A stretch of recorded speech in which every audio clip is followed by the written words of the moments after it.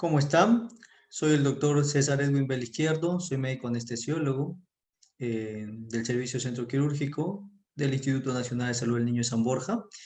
El día de hoy vamos a realizar la presentación de accesos vasculares. Esperamos que podamos aportar algo significativo con respecto a esta presentación. Bueno, esta es mi bibliografía, la que vengo a presentar. Una de las bibliografías esenciales, que es la de que nos permiten tener conocimiento de las presentaciones a nivel no solo de accesos vasculares, sino de muchas otras otros temas relacionados con el ultrasonido, ¿no? Igual con técnicas intervencionistas que nos permiten tener un adecuado conocimiento de este tipo de abordajes, ¿no? ¿Cuáles son los objetivos de mi presentación? Es describir el drenaje venoso y su relación con la vena yugular interna, la vena subclavia y la vena femoral. Del mismo modo, vamos a describir una relación anatómica y zonoanatómica de los diversos niveles para la cateterización venosa central y describir los abordajes ecográficos para la realización del cateterismo central a nivel de la vena yugular interna, de la vena subclavia y la vena femoral. ¿Ok? Este es el marco teórico que les vengo a presentar, en donde hablaremos algunos detalles y algunas cositas que tal vez nos permiten acordarnos o recordarse, sobre todo la parte anatómica y los abordajes que vamos a presentar en cualquiera de estas vías. Cuando hablamos de acceso vascular o catéter venoso central, en realidad vamos a determinar que en 1929 se describió por primera vez este tipo de abordaje, ¿no? En donde obviamente hubo diversas situaciones y sobre todo diversas complicaciones relacionadas al procedimiento, como cualquier técnica que cuando se empieza en su desarrollo, ¿no? Conociendo sobre todo la parte anatómica, ¿no? Se relacionó mucho la anatomía y con el tipo de abordaje que se realizaban en su respectivo momento, ¿no? En 1984 es en donde primera vez se usó la ecografía para el uso de CBC, porque obviamente cuando se empezaron a realizar estos procedimientos se veían muchas complicaciones. Y cuando ya se vio esta técnica, en un principio se veía todavía como una técnica que no era de futuro, ¿no? Como una técnica que de repente se iba como una técnica de más, que iba a pasar desapercibido en el futuro, ¿no? Inicialmente se localizaba o se utilizaba solo para ayudar a localizar la vena, o sea, determinar en qué lugar está esa vena y no se utilizaba para otras situaciones más, ¿no? Otra de las condiciones que también pues en su respectivo momento el ecógrafo pues no eran como los ecógrafos pues que tenemos actualmente, incluso los portátiles, sino eran ecógrafos de dimensionadas o de mayores dimensiones y con transductores también que dificultaban el acceso a vías tan pequeñas o vías en el que dificulta incluso la colocación de procedimientos mismos, ¿no? El primer abordaje o la primera vía de abordaje que se realizó es la vena yugular interna, ¿no? Es la que el que se describió por primera vez y es la que se sigue utilizando obviamente hasta la actualidad, ¿no? Cuando se habla en realidad de la cantidad de catéter venoso central a nivel nacional o a nivel mundial, por ejemplo, una de las características que nos da Estados Unidos es que aproximadamente se realiza entre 5 millones de CBC al año, ¿no? De los cuales entre el 5 al 19% tienen complicaciones mecánicas o complicaciones infecciosas. Es un porcentaje regular, ¿no? Y la incidencia es generalmente es de 2,8% de infecciones sanguíneas relacionados o intrahospitalarias, ¿no?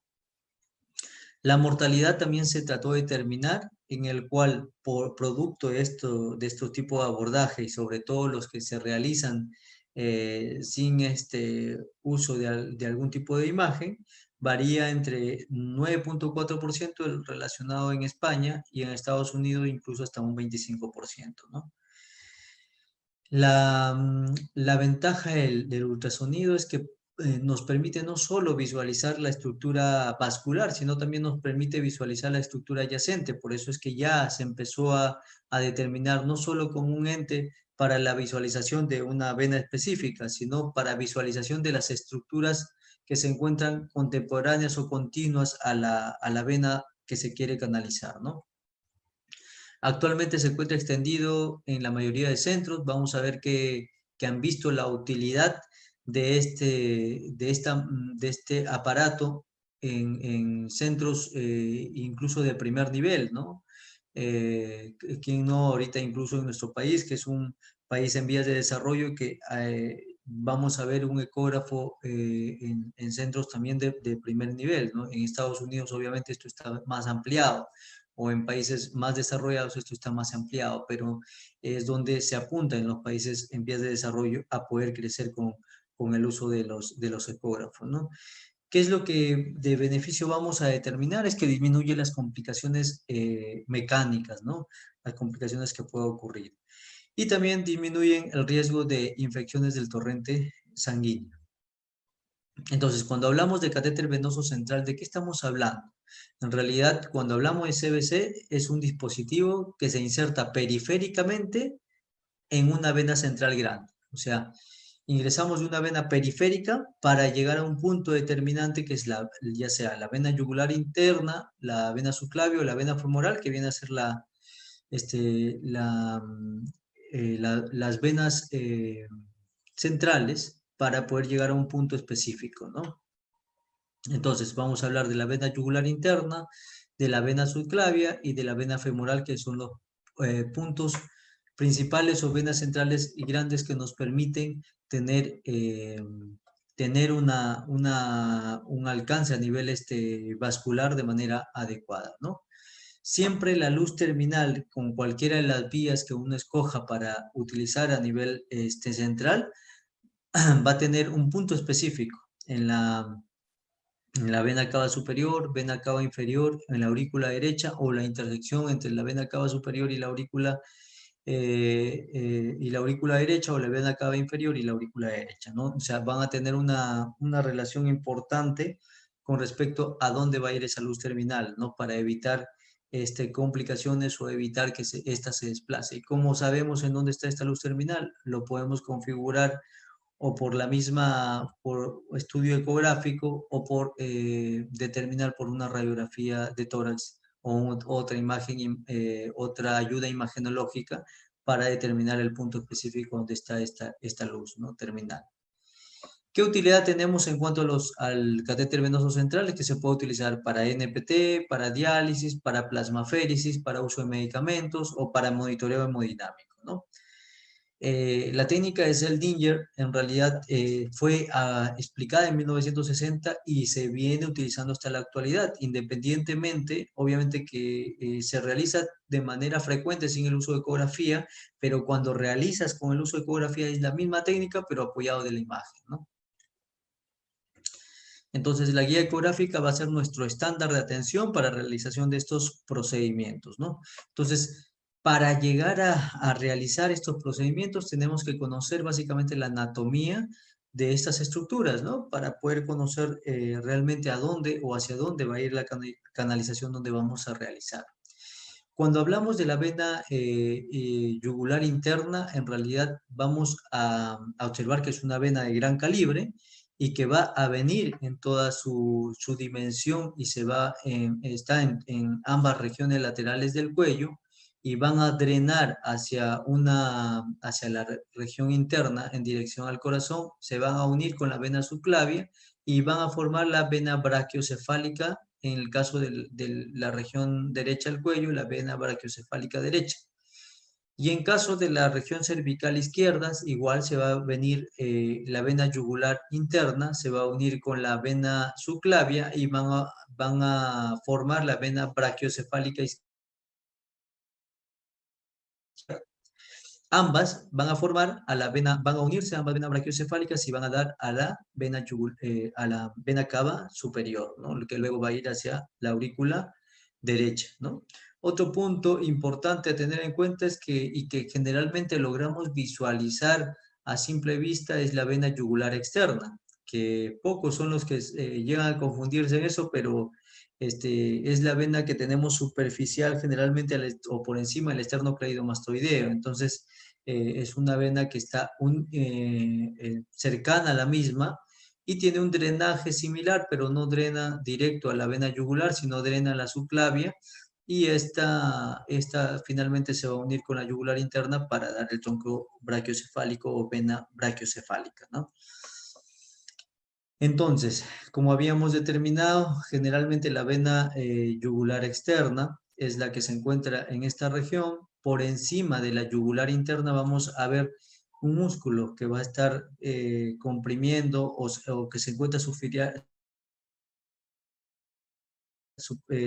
a la misma, que es el músculo esternocleidomastoideo con su haz external y su haz clavicular, ¿no?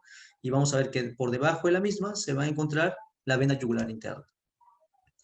Acá vamos a tener un punto importante porque recuerden el dibujo anterior, habíamos visto que la vena, el músculo esternocleidomastoideo se encuentra por encima de la vena yugular interna.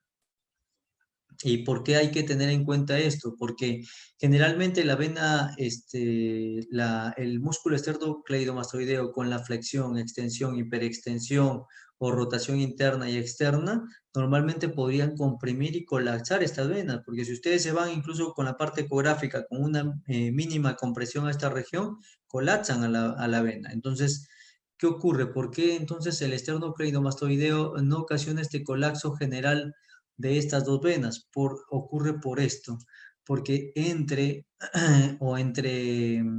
el esternocleidomastoideo y la vena yugular vamos a encontrar un músculo que es el músculo homoioideo. Este músculo homoioideo permite o impide que el músculo esternocleidomastoideo pueda comprimir a la vena y pueda generar el colapso de la misma, ¿no? Con eso sirve de manera o como una barrera de protección para ambas venas yugulares. Entonces, habíamos determinado que la vena yugular interna se une con la vena subclavia para formar la vena brachiocefálica y la vena cava, finalmente original a la vena cava superior y a la aurícula derecha, ¿no?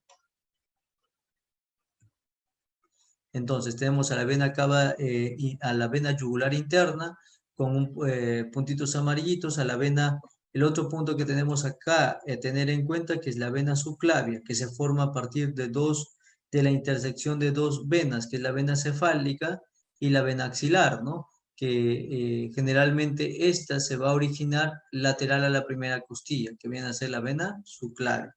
Y luego vamos a tener a la vena brachiocefálica y finalmente a la vena cava superior, que está con puntitos verdes, ¿no? Entonces, igualmente, generalmente una de las relaciones anatómicas que tenemos acá de la vena subclavia es que generalmente esta va a adoptar el nombre o generalmente lateral a la primera costilla, ¿no?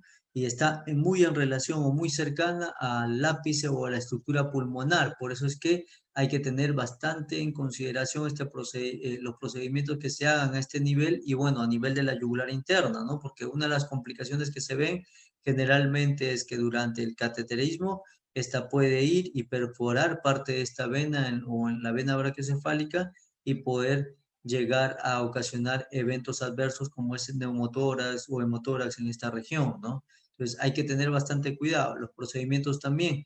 La vena subclavia pasa entre la clavícula y la primera costilla y va a ir hacia la región del brazo, ¿no? Entonces, generalmente en este procedimiento es donde como está más cercano del pulmón, puede generar complicaciones, ¿no? Entonces, otro punto a tener en cuenta, ya habíamos hablado de las relaciones en la parte superior, cómo esta se forma, y en la parte inferior llega a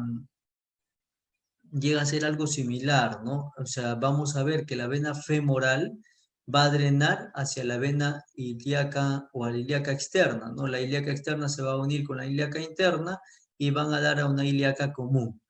La ilíaca común va a formar o se va a unir con la otra ilíaca común de la izquierda para formar una sola vena, que es la vena cava inferior, que finalmente va hacia la aurícula derecha, en donde va a drenar y va a realizar la circulación correspondiente, ¿no? Igualmente acá, cómo se forman la vena y cava inferior a partir de la unión de la ilíaca común y de la ilíaca común y esta misma a través de la ilíaca externa e interna y el drenaje propio de la vena femoral. A nivel de la parte inferior o donde se encuentre los vasos femorales, vamos a encontrar un triángulo, que es el triángulo femoral. El triángulo femoral en realidad está compuesto por ciertos músculos o por la intersección del músculo sartorio, el músculo abductor longus o abductor largo y el ligamento inguinal, ¿no? ¿Y por qué tenemos que tener en cuenta esto? Porque a partir de este triángulo van a salir tres estructuras principales de externo a interno, va a ser desde el nervio femoral, la arteria femoral y la vena femoral, ¿no? Entonces, vamos a encontrar estas tres estructuras y que generalmente la vena femoral va a estar lateral media o lateral interna a la arteria femoral, ¿ya? Y van a, como ven acá, ¿no? Generalmente estamos, incluso a nivel de esta región, se van a dividir como en espacios, ¿no? Por ejemplo, tenemos el espacio femoral o espacio vascular, en donde van a estar los vasos sanguíneos, y el espacio músculo nervioso, en donde van a estar los nervios y los músculos como es el iliopsoas, ¿no? Entonces son estructuras que vamos a tener en consideración para poder realizar el abordaje a nivel femoral, ¿no? Entonces el ligamento inguinal, el músculo sartorio y el aductor longus van a formar el triángulo femoral. Cuando realizamos la cateterización de la vena yugular interna, en realidad ya qué procedimiento o cuál vamos a tratar de elegir, ¿no? De acuerdo al abordaje o a la estructura anatómica, sabemos dónde está la yugular interna y qué es lo que tenemos que visualizar, ¿no? El otro punto, normalmente cuando se realizan los procedimientos o se realizaban procedimientos sin uso de ecografía, se trataba de determinar un triángulo bien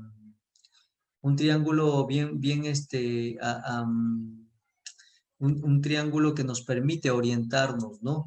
En dónde colocar generalmente la agujita, era el triángulo de Sedilot, que estaba formado entre la intersección del músculo esternocleidomastoideo, del as external y del as clavicular, ¿no?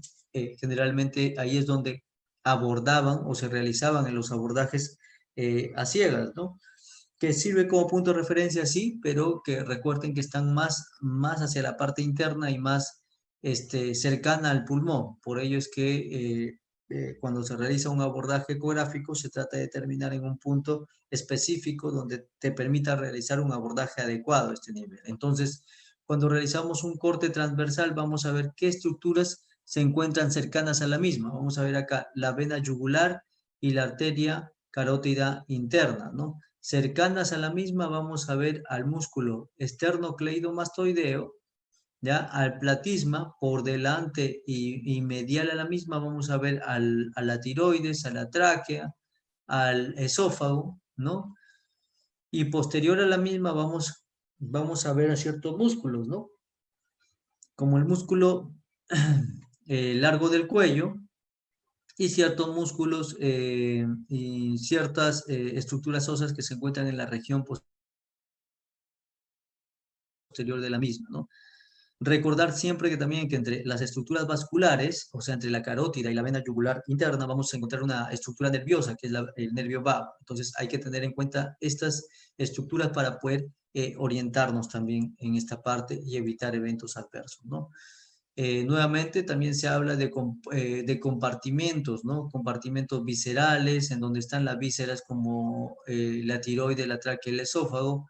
Compartimento vascular, en donde va a estar la vena yugular interna y la carótida interna con su estructura nerviosa que es el vago, ¿no?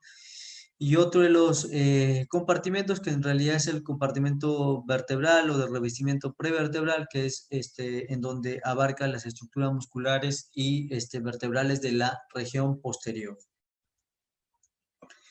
¿Qué variaciones anatómicas podemos determinar de la vena yugular interna? Recuerden que no toda la vena yugular va a estar en relación o relacionada a un solo punto, ¿no? Esto va a variar de una persona a otra. ¿Y cuál es el rango de porcentajes en el cual se ubica o tiene la posición o la ubicación más frecuente? Como vemos en este dibujo, la posición generalmente más frecuente es el anterolateral a la arteria carótida, entre un 9 a un 92%. El siguiente porcentaje es hasta un 84% la que se encuentra lateral a la carótida, que lo hemos visto en las primeras imágenes, ¿no? Generalmente se encuentra o lateral o anterolateral o lateral, ¿no? El resto de variaciones van a tener un porcentaje menor. El otro es el anterior, que se encuentra hasta un 0 a 16%, que también es motivo de tenerlo en cuenta, ¿no? Entonces, ya habíamos visto el anterolateral o el lateral son los que se encuentran con mayor frecuencia o una de las variaciones anatómicas con mayor frecuencia en la mayoría de personas. El resto, como ven acá, son variaciones que pueden ocurrir, que pueden estar presentes, pero que en menor porcentaje, ¿no?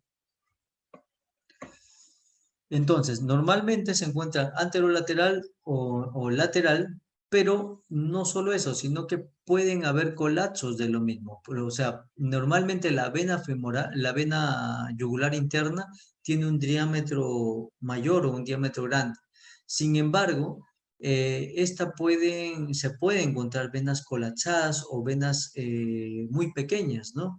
Que son mucho más pequeñas que la arteria carótida, ¿no? Que es poco frecuente, pero se puede encontrar. Entonces, para realizar el procedimiento, ¿cuál es la técnica? Generalmente se le pide al paciente que esté en decúbito dorsal, con el brazo flexionado o el brazo extendido y plegado al cuerpo, y la cabeza del paciente se le pide que gire hacia el lado contralateral a 45 grados para que nos exponga toda la vía en donde vamos a realizar el procedimiento. Normalmente es así, ¿no? Se pide que gire el lado contralateral y se va a ver las primeras estructuras que se ven en esta región son en realidad el esternocleidomastoideo con su haz external y su haz clavicular, ¿no? Y vamos a tener estos tres puntos y generalmente se puede orientar en relación podemos tener referencias anatómicas como es el cricoides, ir hacia la región posterior y determinar un punto específico en esta zona. Y el punto, como les dije acá, el triángulo Sedilot, que generalmente se utiliza para las técnicas a ciegas, ¿no? Entonces, el otro punto, aparte de la técnica que ya lo acabo de mencionar, es ubicarte en una posición adecuada, o sea, realizar el procedimiento de manera adecuada, con la posición adecuada, evitando de esta manera, estando lo más cómodo posible para realizar este tipo de procedimientos. Entonces, generalmente, como ven acá, tenemos que aprender primero, que siempre el ecógrafo va a estar al frente del operador, siempre al frente, ¿no? No tenemos que estar volteando con la cabecita hacia un lado, porque se puede, bueno, que podamos contracturarnos el cuellito o con el momento o después del procedimiento vamos a estar con dolor en esa región. O sea, siempre tiene que estar al frente tuyo, ¿no? El otro punto es tener o coger generalmente el transductor de manera adecuada, que generalmente el dedo pulgar, índice y medio sirven como apoyo en la base del ecógrafo y las otras dos deditos como es el anular y el meñique nos permiten como apoyo en la región del corporal, ¿no? Entonces, generalmente cuando realizamos la técnica tenemos que tener en consideración que tenemos que tener el uso de un ecógrafo adecuado, ¿no? Y de los materiales adecuados para realizar el procedimiento. Entonces, tenemos que tener un ecógrafo adecuado, con una vía de acceso adecuado, con todos los materiales respectivos para realizar el procedimiento con la mínima asepsia posible, ¿no? Entonces, los tipos de abordajes para realizar este procedimiento lo vamos a hacer en un abordaje longitudinal en plano, en el cual nos permite visualizar todo el trayecto de la aguja, como se visualiza en esta región, o un abordaje fuera de plano, en donde vamos a visualizar solo la punta de la aguja, ¿no? Que es nuestro objetivo para determinar en dónde realmente estamos colocando la aguja y el catéter respectivo. Entonces, como verán acá, vamos a tratar de ubicarnos. Este es el músculo esternocleidomastoideo, esta es la vena yugular interna y la carótida común, ¿no? Vemos acá el ecógrafo, tenemos el músculo esternocleidomastoideo, nuestro transductor está en esta región aproximadamente, esternocleidomastoideo. Como habíamos dicho, la mayoría de las veces la vena yugular interna se encuentra o anterior o anterolateral, como ocurre en este caso, ¿no? ¿Al lateral a qué? A la carótida común. Entonces tenemos acá el músculo esternocleidomastoideo, la vena yugular interna derecha, la arteria carótida común, tenemos la tiroides y tenemos también la tráquea, ¿no? En la parte interna. Entonces vamos a ver cómo esto se visualiza durante todo su trayecto. La idea es que ¿por qué tenemos que realizar este abordaje o todo el abordaje del ecógrafo en todo el trayecto? Porque durante el mismo podemos encontrar situaciones inesperadas, como es la presencia de trombo o la presencia de colapso, ¿no? Que nos impide poder realizar el procedimiento y tendríamos que buscar otras opciones alternativas para evitar eventos adversos, ¿no? Entonces, esta es la visualización del transductor. Por ejemplo, si encontramos un trombo, ¿vamos a realizar un procedimiento? Obviamente que no, porque si entramos a esta región, primero, que no nos va a permitir ingresar el catéter, y segundo, si es que nos permite, vamos a poder de repente eliminar este trombo y ocasionar un embolismo, ¿no? Un embolismo pulmonar que puede ser catastrófico en el paciente. El otro es que tengamos un trombo parcial, pero igual, o sea, tenemos que tratar de evitar y buscar un ecógrafo, otro acceso vascular para poder realizar el procedimiento. Y lo último es que podemos ver venas colapsadas, como se ve acá, ¿no? Casi el tamaño de la carótida común, que no es lo adecuado. Recuerden que siempre la vena va a tener mayor diámetro que la arteria carótida, ¿no? Siempre. Entonces acá cuando veamos un colapso, pues tampoco nos va a permitir o nos va a servir de guía para poder realizar el procedimiento en este punto, ¿no? Entonces, cuando realizamos el abordaje transversal, igual el abordaje transversal lo que nos permite es ver recorrer todo el trayecto de la vena, ¿no? Para evidenciar que no haya ninguna afectación adicional. Entonces, una vez teniendo el trayecto de la vena, vamos incluso a ver el diámetro y la localización desde piel hacia el punto medio de la vena yugular interna, que es el punto donde queremos entrar. ¿Ok?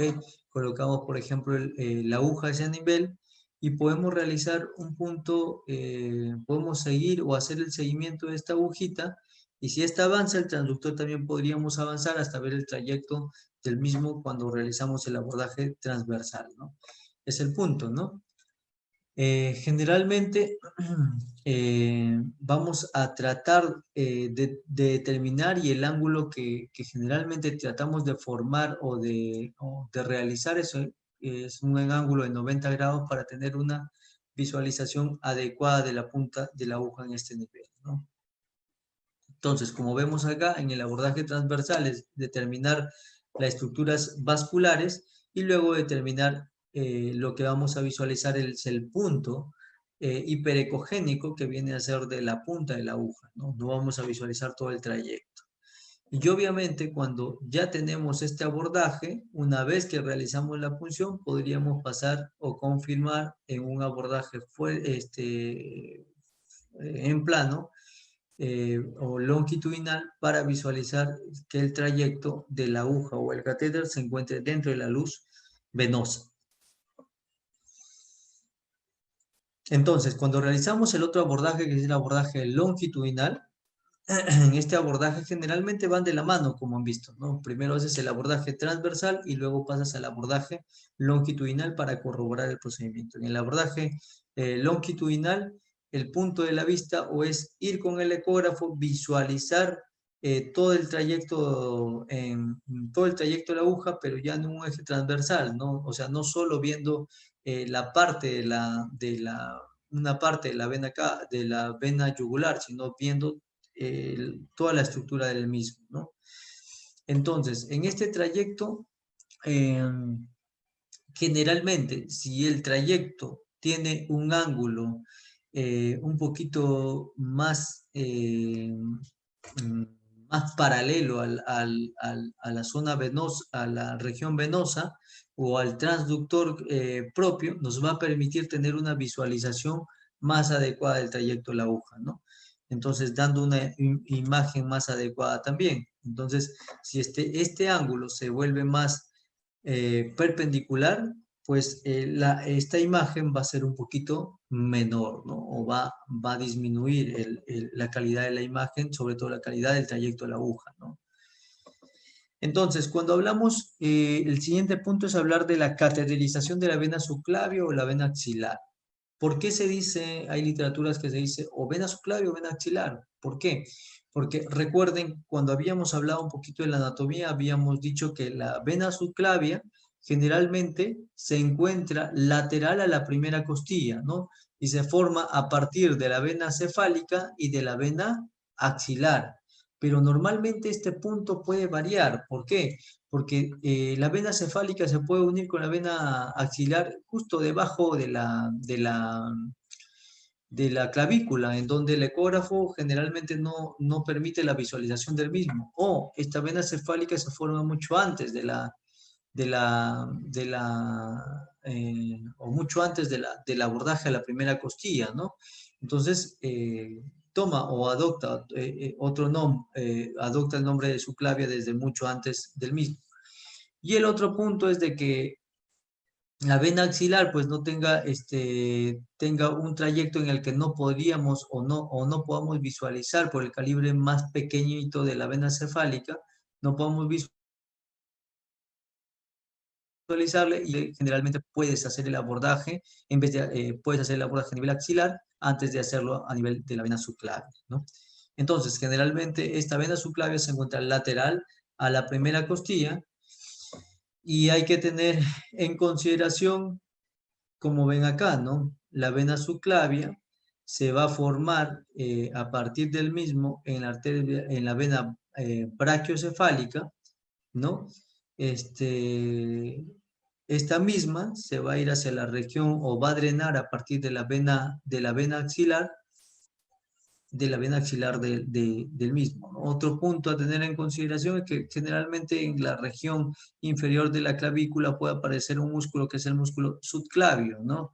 Que nos permite, generalmente, nos permite como protección, pero cuando hay alguna estructura que puede llegar eh, a comprimir ciertos vasos, pero que ocurre raramente, sino más bien sirve como protección del mismo, ¿no?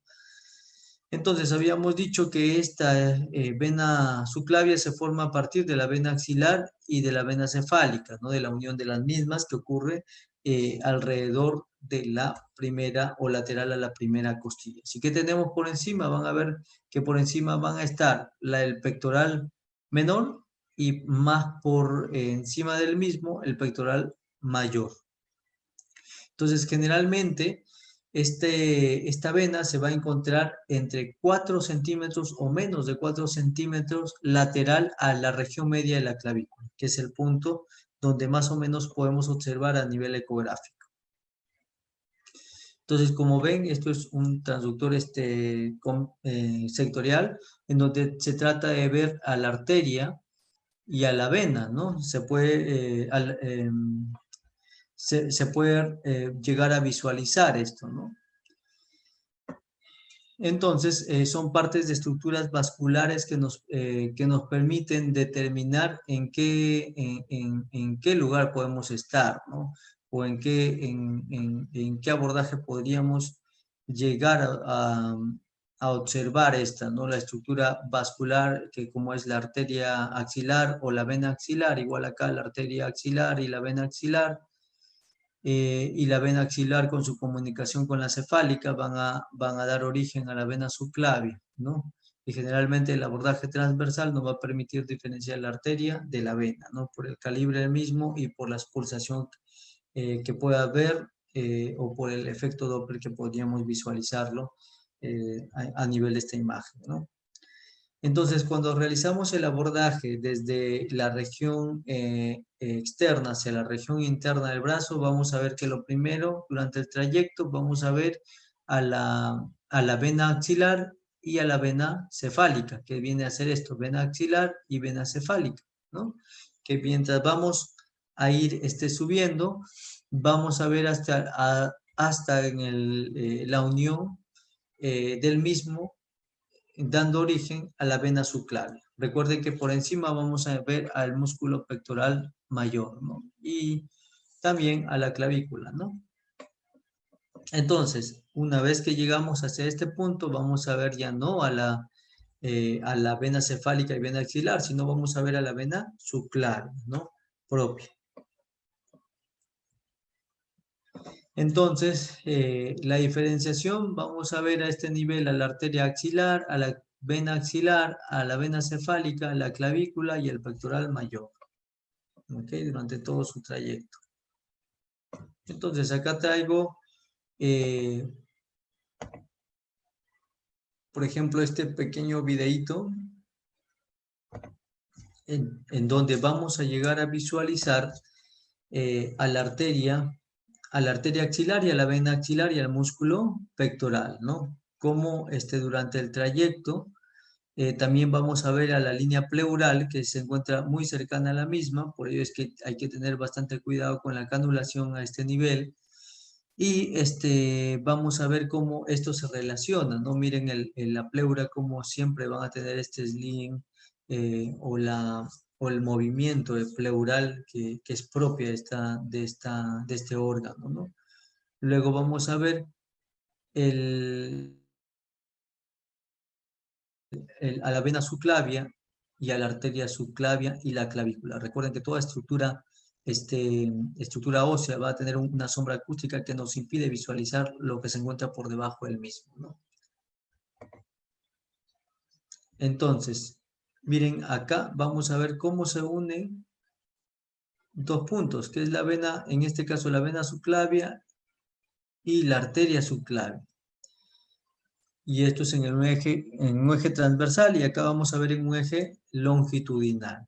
Pero no sé si se dieron cuenta al inicio de esta imagen, vamos a ver cómo al inicio de esta imagen, cómo la vena cefálica se une, miren, con la vena axilar. A ver de nuevo acá. Esta es la vena cefálica, se va a unir con la vena axilar para formar a la vena subclavia. ¿Ok? Entonces hay que tener en cuenta durante el trayecto, nuevamente, la vena cefálica se une con la vena axilar y van a formar la vena subclavia. Los 6 son unos videitos que tal vez nos ayudan a diferenciarlo o tratar de visualizarlo de manera adecuada. Esto es en un eje longitudinal que nos permite ver todo el trayecto de la vena subclavia para un abordaje adecuado y siempre teniendo el respeto posible por la pleura, ¿no? Que se encuentra posterior y cercana a estas estructuras. Entonces, ¿qué ejes de abordaje tenemos? Habíamos determinado que hay dos tipos de ejes de abordaje. El eje de abordaje transversal, en donde vamos a ver como el corte o una estructura cortada de la arteria axilar y de la vena axilar. ¿Y qué vamos a verlo o en dónde lo vamos a ver? A nivel de la región medio clavicular. Igual el transductor, luego vamos a observar que si realizamos o logramos ver un eje, el eje longitudinal del mismo, vamos a variar el transductor hasta lograr ver esta imagen, ¿no? Que es la vena axilar. En un abordaje transversal, de nuevo van a visualizar en el tercio medio de la clavícula el transductor cómo se va a situar y para finalmente tener estas dos estructuras vasculares, que es la vena subclavia y arteria subclavia, ¿no? Y si estudiamos el Doppler, vamos a ver la imagen, si se acerca o se aleja del mismo, de acuerdo a la coloración que esta nos pueda dar, ¿no? Entonces, nuevamente, cuando uno quiera realizar el abordaje a nivel ecográfico en este punto, después ir bajo esta región y vamos a lograr visualizar solo el punto de la aguja hasta que este estuve en la región central y se pueda aspirar sangre en esta zona para poder emitir el resto de la guía o la guía respectiva para poder luego posteriormente colocar el dilatador y finalmente el catéter venoso central, ¿no? Entonces, cuando hacemos el abordaje longitudinal, como habíamos dicho, lo podemos hacer generalmente, como son estructuras superficiales, se le hace con un transductor lineal, ¿no? Y lo que vamos a ver es todo el trayecto de la aguja, como se ve en esta región, ¿no? Vamos a ver todo el trayecto de la agujita y vamos a ver cómo pasa la imagen o la estructura vascular hasta estar en el punto central, ¿no? Como se ve en esta región, ¿no? Lo que vamos a visualizar es el punto central a la vena, el punto central a la vena, como se ve acá, ¿no? Finalmente, teniendo eso en cuenta, vamos a realizar el resto el resto del procedimiento del abordaje, ¿no? Entonces, ¿qué encontramos? La vena subclavia, vamos a encontrar el músculo, la primera costilla, la vena subclavia y el músculo pectoral. Vamos a ver este pequeño videíto para ver más o menos cómo nos orienta, ¿no? Entonces vemos la estructura vascular, vemos la pleura o el pulmón y vamos a ver cómo es el abordaje en plano o longitudinal, ¿no? Ven ahí cómo ingresa la punta de la aguja hacia este punto, que es la región donde se quiere ingresar. La aguja se ve prácticamente bien, ¿no? Llega hasta este punto, canaliza ese punto y de ahí ya es todo el método de Seldinger, como es el uso de la guía, el dilatador, el catéter venoso central. Entonces, es el abordaje con el cual nosotros tenemos que estar familiarizados en este punto.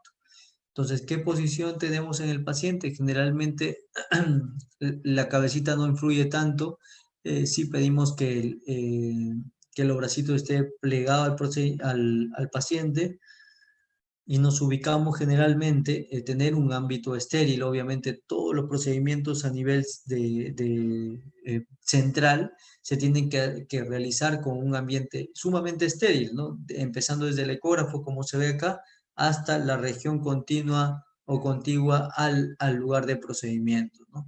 Entonces, el otro punto es ya ubicarnos en la anatomía de superficie, o sea, ubicarnos en la parte media de la clavícula y colocar el transductor en esta región hasta obtener la mejor calidad de imagen, ¿no?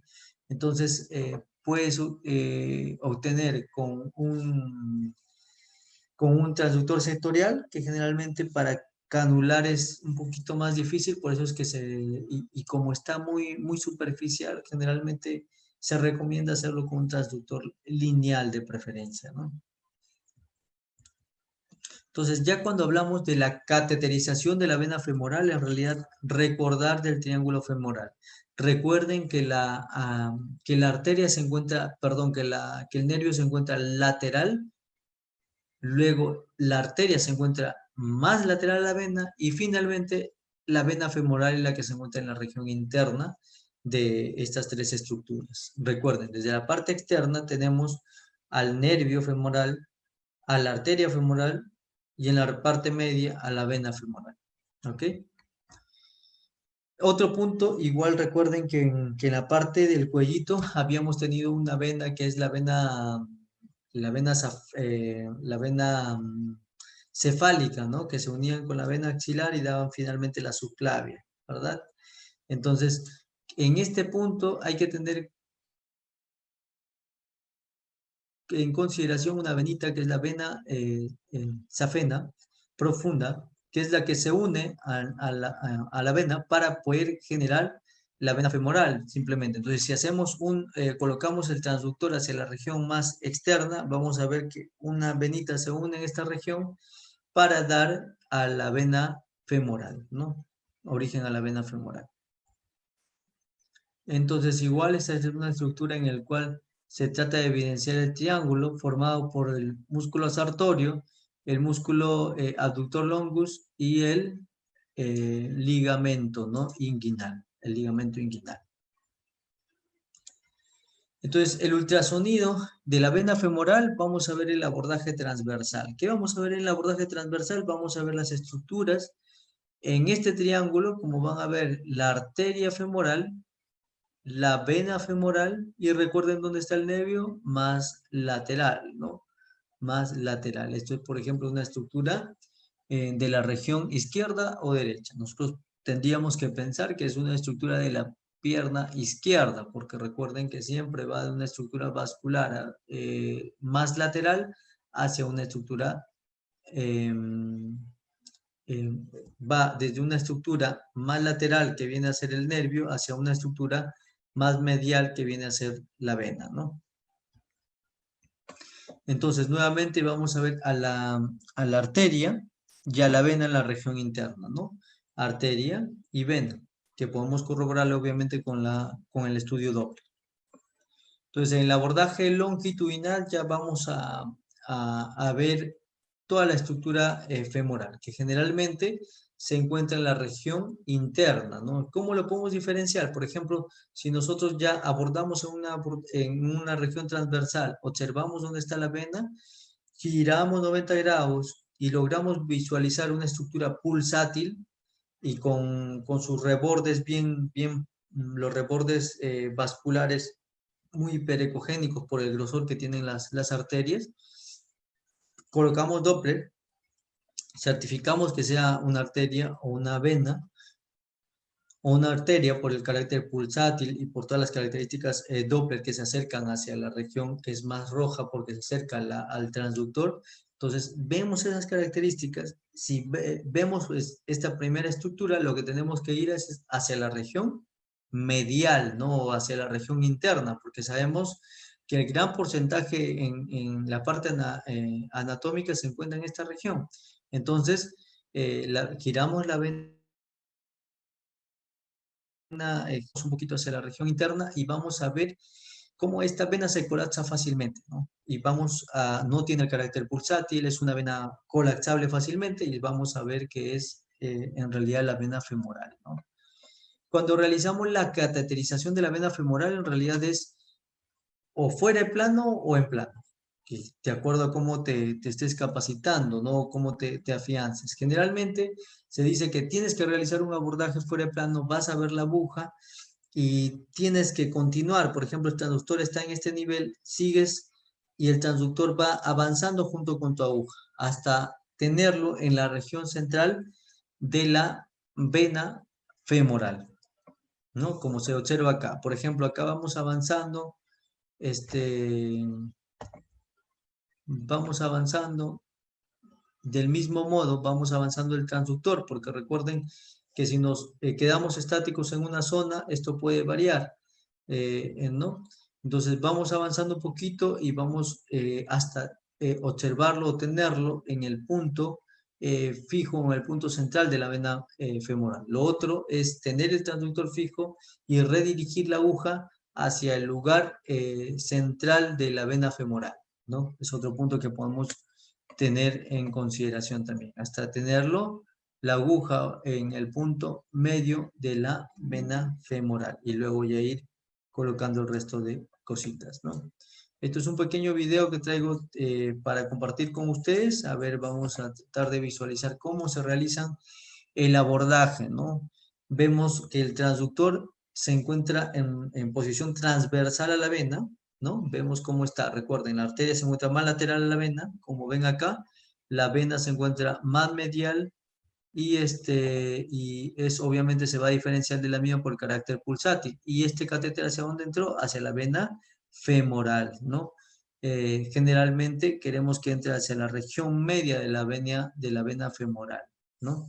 Y es el punto donde queremos funcionar y colocar el catéter con el dilatador, el catéter en esta región, ¿no? Ok. Entonces, en resumen, esto es un cuadrito resumen que sirve en realidad para cualquiera de estos tres tipos de cateterización. ¿Por qué nos sirve? Porque nos permite en primer lugar identificar la anatomía o el sitio de inserción y la localización de la aguja, ¿no? ¿Qué es lo que permite determinar? Lo que primero tenemos que hacer es determinar la estructura vascular, o sea, cuál es la estructura anatómica donde vamos a ir, o sea, cuál es la estructura vascular a la que queremos ir. Segundo punto, con un abordaje en short axis o en un abordaje transversal, vamos a visualizar todo el trayecto de la vena donde queremos realizar el procedimiento, con el fin de ver que no haya presencia de trombos parciales o trombos totales que impidan la realización del procedimiento. Recuerden que cuando estos pacientitos tienen más abordajes centrales, tienen más riesgos a colapsar o a producir trombos en la región donde se ha realizado. Por lo tanto, es importante acudir a este método de imagen como primera opción. Luego tenemos que ver la permeabilidad de la estructura venosa, ¿no? O cómo lo podemos visualizar con una estructura como una estructura con ecodoppler, con comprimir la estructura para determinar que realmente sea una estructura venosa o no. Entonces hay que determinar en realidad cuál es la estructura vascular, estar seguro de que es una estructura vascular. Luego tenemos que utilizar la guía del ultrasonido para realizar la punción de la vena respectiva. Tenemos que tener un ambiente estéril, un ambiente adecuado, con todos los protocolos adecuados para evitar infecciones a nivel intravascular o generalizada, porque recuerden que uno del riesgo de este procedimiento es que puede ocasionar infecciones y puede generar aumento de la mortalidad por ello, ¿no? Entonces, logras en short axis igual y luego vas en plano o en long axis para poder visualizar todo el trayecto de la aguja una vez realizado el procedimiento. Luego, el tercer punto es confirmar que la punta de la aguja esté en el lugar correcto. Es confirmar en realidad que la aguja esté en el punto medio de la vena en punción, ¿no? Y luego vamos a obtener o vamos a colocar la guía respectiva que también se puede observar con el transductor, ¿no? Ya colocaste la aguja, ahora tienes que colocar por esa aguja el catéter o la guía y luego retirar la aguja y observar que realmente la guía esté dentro de la estructura vascular, ¿no? Y luego vamos a observar finalmente o vamos a colocar el dilatador y finalmente el catéter. Cuando se coloca el catéter, se puede llegar también con el transductor, porque obviamente es un material extraño que está dentro de una imagen hipoecogénica que se puede visualizar fácilmente. Entonces, el siguiente punto es confirmar la posición del catéter que se encuentre dentro de la vena, como se ve en esta región, ¿no? Se va a ver como una imagen hiperecogénica dentro de la imagen anecogénica, que es la estructura vascular.